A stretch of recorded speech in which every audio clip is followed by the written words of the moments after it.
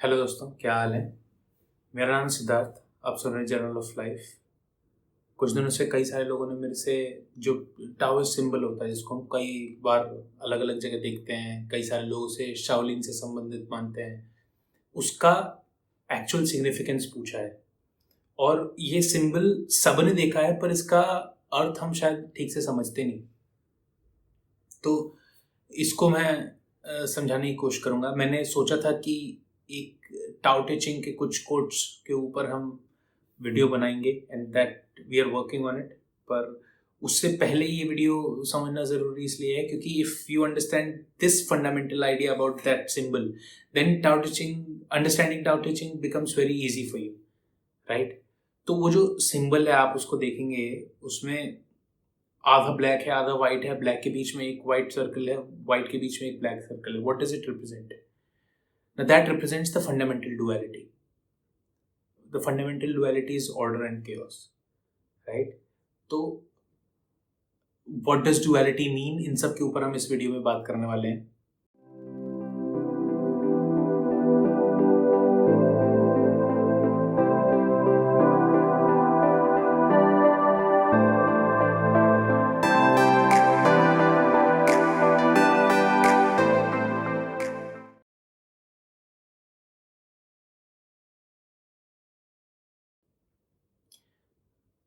ये जो आप दुनिया का पूरा पसार देखते हैं, राइट, एवरीथिंग, हमारे एक्सपीरियंस के पूरे रेंज में जो कुछ भी आ सकता है, all of that exists in duality.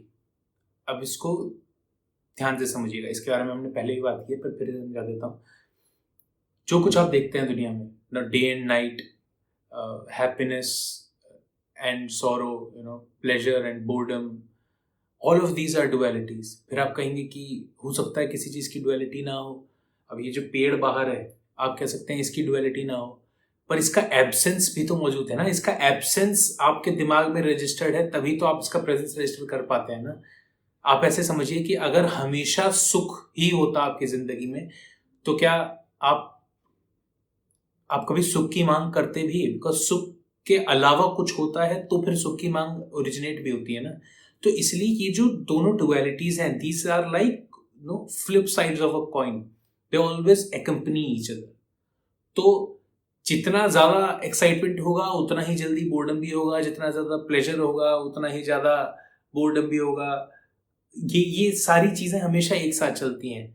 जितना गहरी रात उतना जल्दी सवेरा, ये सारी डुअलिटीज हैं। तो उसी को ये रिप्रेजेंट करता है। तो वो जो टाओइस्ट सिंबल है, वो एक आइडियल लाइफ कैसे लीड की जाती है उसका रिप्रेजेंटेशन है। उसका रिप्रेजेंटेशन क्यों है? क्योंकि उसमें आप देखेंगे जो मिडिल पाथ है, that represents the thin line between order and chaos। और उस लाइन को ट्रेड करना होता है। That is the line that we need to operate on to maintain a stable balanced life. तो आपको करना क्या होता है? एक पैर केओस में, एक पैर ऑर्डर में, और आप बीच में बैलेंस कर रहे हैं अपने आप को। ज्यादा इधर गिरे तो too much orderliness, political sphere में देखें तो टोटलिटेरियनिज्म, और ज्यादा इधर गिर गए तो टू मच ऑफ केओस। इसका मतलब नाइलिज्म, डिप्रेशन, रेडिकल लेफ्ट के साथ जितनी परेशानियां हैं, बहुत जल्दी ऑफेंस ले लेना, टू मच ऑफ सेंसिटिविटी, और ज्यादा राइट की तरफ too much of patriarchy, too much of capitalism. तो ये सारी चीजें, ये सारी जो समस्याएं हैं, ये आप पॉलिटिकल स्फेयर से लेकर इंडिविजुअल स्फेयर तक हर तरीके से आप उसको देख सकते हैं।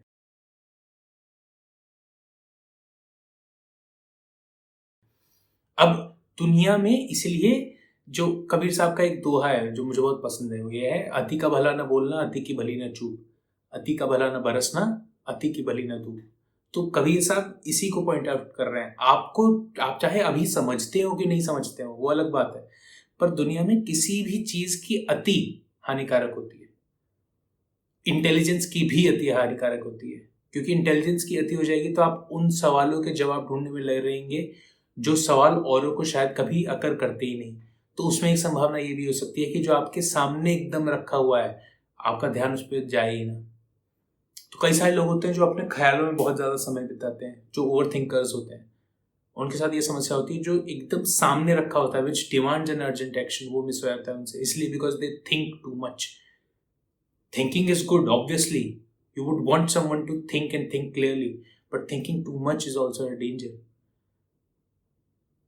Too much of creativity is also a problem. Too much of intelligence is also a problem. जिनको आप virtues में मानते हैं, too much of honesty is also a problem. We all realize this through our own experiences, right? तो ideal life का जो secret है, that is what this Taoist symbol represents. कि वो जो फाइन लाइन है, आप उसको बुद्धा के टर्म्स में मिडिल पाथ बोल रहे हैं, द पाथ ऑफ निर्वाणा बोल रहे हैं, एक ही बात है कि वो ऑर्डर और केओस के बीच में ट्रेड करने वाली बात होती है. प्रेम गलियती साकरी जाए में दुई न समाए. दुई इसलिए नहीं समा सकते. दुई का मतलब है डुअलिटी, राइट? तो किसी भी एक तरफ आप ज्यादा गिरेंगे तो there is going to be trouble. तो वो जो टाओइस्ट सिंबल है, ये इसका रिप्रेजेंटेशन है. अब आप इसको किसी भी चीज से जोड़ सकते हैं.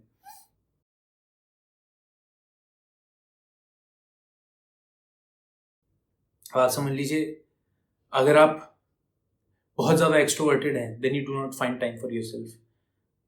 तो फिर क्या होता है, आप जितना ज्यादा लोगों के संपर्क में रहते हैं, आपको उतना ज्यादा अपने साथ बैठना काटता रहता है. और अगर आप बहुत ज़्यादा अपने साथ बैठते हैं तो चांसेस ये हैं आप प्रैक्टिस्ड एपैथी में चले जाएं, आप हो सकता है बिटर हो जाएं, आप एक प्रैक्टिस सोशल कंटेम्प्ट पाल लें अपने भीतर. हर चीज का अति इस तरफ या उस तरफ बुरा ही होता है. तो इसलिए ये समझना बहुत जरूरी है. That is the fundamentals of the Taoist philosophy. और जब आप ये समझ जाते हैं कि दोनों तरफ की अति को संभालना बहुत जरूरी है और कॉमन लाइन ट्रेड करना बहुत जरूरी है, तो फिर आप लाइफ में बैलेंस करना समझते हैं कि एक ही, अगर आप if you are working tirelessly too much, then you need a little bit of entertainment, a little bit of relaxation, right? तो फिर वहां पर एंटरटेनमेंट की भी कीमत आ जाती है. जो लोग ये कहते हैं कि अरे entertainment comes out of boredom, या try living without any source of entertainment. अब उसमें ये हो सकता है कि एंटरटेनमेंट के बहुत सारे सोर्सेज हैं, तो आप उसमें से ऐसा सोर्स ढूंढें जो प्रोडक्टिव भी हो, जो सूदिंग भी हो, हीलिंग भी हो, ज़्यादा डैमेजिंग ना हो. एंड क्योंकि एंटरटेनमेंट के भी बहुत सारे सोर्सेज हो सकते हैं ना, जैसे म्यूजिक के बहुत सारे सोर्सेज हो सकते हैं. And not every source is equally healthy for you, right? तो उसमें एक डिस्क्रिप्शन चाहिए होता है. But try living without an entertainment, हमको चाहिए होता है. It's built into our being, so can not deny that. उसके बाद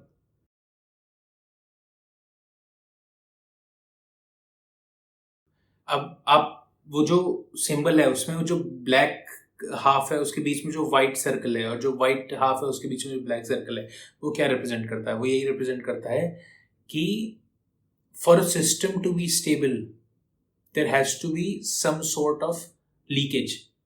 आप फाइनेंस में अगर देखेंगे तो भी आपको इसमें एग्जाम्पल मिल जाएंगे. आप अकाउंटिंग के लैंग्वेज में देखेंगे तो भी आपको इसमें एग्जाम्पल मिल जाएगा. अब आप ये समझिए कि जो रिसर्च एंड डेवलपमेंट में इन्वेस्टमेंट किया जाता है, ऐसा तो नहीं होता ना रिसर्च एंड डेवलपमेंट में आपने एक प्रोजेक्ट में इन्वेस्ट किया और वो प्रोजेक्ट सक्सेसफुल हो गया. More often than not the project is unsuccessful, तब आपको एक ब्रेक थ्रू मिलता है. तो वो जो इन्वेस्टमेंट किया जाता है, मोर और less that ends up as sunk cost. पर फिर भी कंपनीज करती है ना, क्योंकि उनको पता है for the company to grow, for the company to be prosperous and fruitful, there has to be some sort of sunk cost. आप अगर वही रिपीट करते रह जाएंगे जो आप कई सालों से करते आ रहे हैं, तो कंपनी will stop growing. तो ये हर तरीके से लागू है इस पूरी दुनिया में, क्योंकि डुअलिटी में ऑपरेट करती है. तो ये जो लॉ ऑफ डुअलिटी है ये उसमें लागू होता ही होता है. आप अपनी पर्सनल लाइफ में देख लें तो too much of risk can damage your life, can probably ruin your life. But without risk, the boredom that you incur, that will damage your life too. So what you need to do is take a healthy amount of risk and keep taking it so that you keep growing, you keep learning more. Learning each and everything is a risk in itself. क्यों? क्योंकि जो आप माने बैठे हैं वो identity अब dissolve होगी तो फिर एक नई आइडेंटिटी बनेगी जिसमें कुछ नया ग्रोथ होगा. एंड दैट इज वाई कुछ नया सीखते हैं तो वो टेरिफाइंग भी लगता है, पर जब आप नया सीख लेते हैं तो वो इतना ज़्यादा ग्रेटिफाइंग भी लगता है. वो जो सिसिफस का एग्जाम्पल है जिसको कई सारे फिलोसफर्स कोट करते हैं, no, rolling a stone up hill, that is what we are meant for. We are meant to pursue a higher goal. तो हायर गोल परस्यू करने के रास्ते में हमको बहुत तकलीफें मिलती हैं. अब हमारे पास चॉइस ये है, या तो वो तकलीफें मिलके हम कुछ और बन जाएं, या फिर वो तकलीफें छोड़ के हम डम्ब रह जाएं.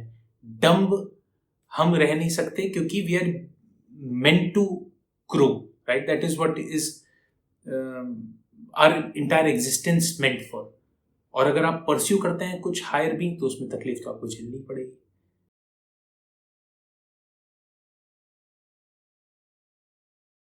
And that is why no, जैसे शेक्सपियर ने भी कहा था, डॉस्टोयेव्स्की ने भी कहा था, हर तरीके के कैरेक्टर्स आपकी सोसाइटी में होना जरूरी है क्योंकि they all play a part.